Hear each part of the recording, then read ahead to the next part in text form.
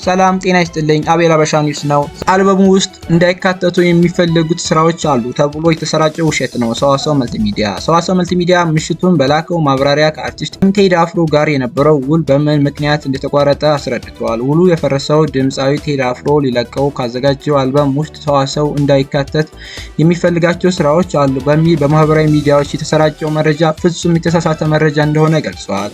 አሳታሚው ከድምፃዊ ጋር በሙዚቃው ይዘት ላይ ተነጋግሮ እንደማያውቅና ጭራሽ የድምፃዊ ቴዲ አፍሮን አዲስ አልበም እስካሁን አዳምጦ እንደማያውቅ አሳውቀዋል። ለስምምነቱ መቋረጥ ዋናው ምክንያት የሲአርቢቲ የድምፅ ማሳመሪያ መብት በማን ይሁን በሚል የተፈጠረ የሀሳብ ልዩነት እንደሆነ አመልክቷል።